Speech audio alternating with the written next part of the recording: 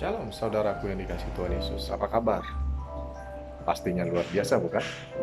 Karena Tuhan Yesus pastinya selalu memberikan berkat, rahmatnya selalu baru setiap pagi. Kita percaya bahwa Allah kita, Tuhan Yesus, selalu sayang sama kita semua, amin.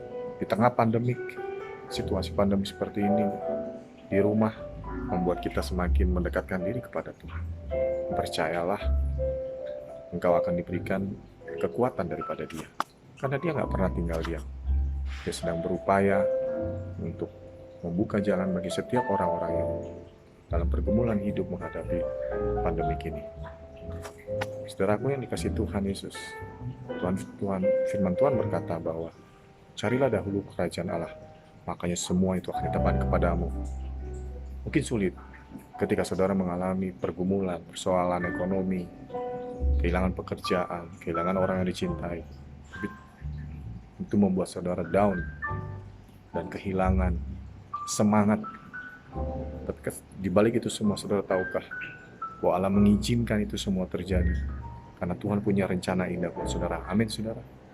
Saya pun juga mengalami, saudara, ketika saya mendapat suatu problem, kesesakan dalam pekerjaan saya, tapi Tuhan tolong saya.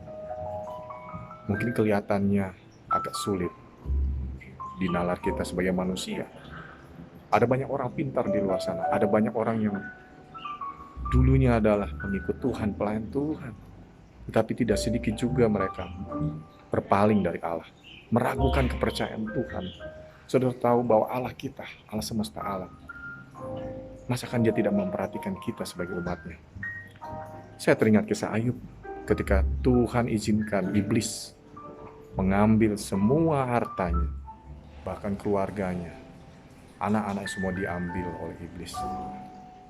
Tuhan berkata, "Hei iblis, engkau boleh mengambil semua harta dari si Ayub, tetapi jangan ambil jiwanya."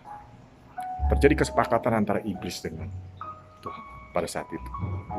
Iblis bilang kepada Tuhan bahwa, "Terang aja Ayub setia kepada engkau karena dia kaya, karena dia diberkati Tuhan, karena dia sehat-sehat semuanya, bahagia, keluarga yang bahagia. Terang aja, semuanya diberkati." Tapi karena Ayub dikenal pada saat itu sebagai orang yang paling saleh pada zamannya. Tetapi Tuhan tahu dan percaya, yakin dan percaya bahwa Ayub bisa melalui itu semua. Saudara, mari kita ikuti apa yang dikatakan firman Tuhan bahwa Ayub tetap setia.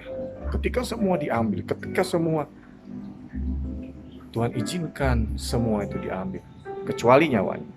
Sampai pada titik terendah, Ayub mengalami kesengsaraan, bahkan ditinggalkan oleh sahabat-sahabat.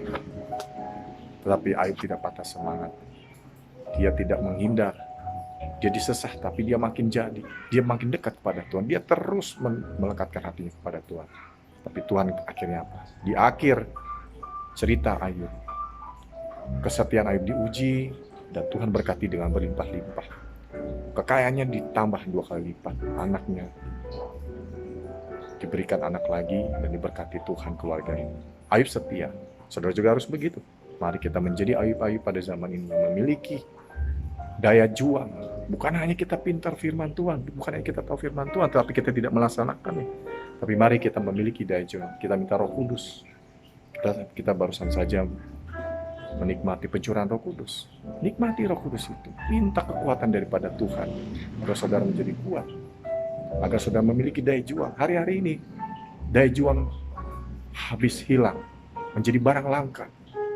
Tetapi kita sebagai anak-anak Tuhan percaya bahwa segala sesuatu Tuhan izinkan terjadi untuk mendatangkan kebaikan buat setiap orang yang percaya kepadanya. Amin, saudara.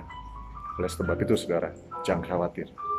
Serahkan hidupmu pada Tuhan. Jika kau selama ini mengeluh, berkeluh kesah, minta ampun sama Tuhan. Tuhan di balik ini semua ada rencana yang indah yang Tuhan izinkan terjadi dalam kehidupan saya untuk saya menjadi lebih dekat kepada Engkau, bahkan aku menjadi berkat bagi orang lain.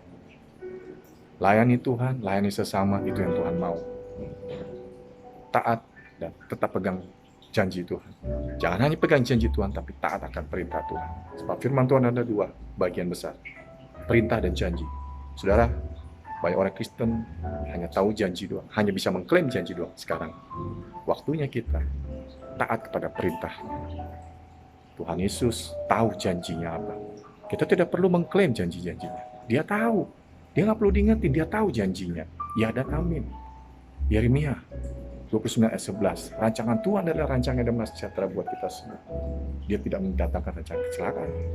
Ini semua terjadi, pandemi ini terjadi membuat kita apa? Saudara, mendekatkan diri kepada Tuhan. Dan itu membuat kita semakin dekat pada Tuhan. Kita banyak waktu saat teduh, kita membangun hubungan yang intim pribadi dengan Tuhan Yesus.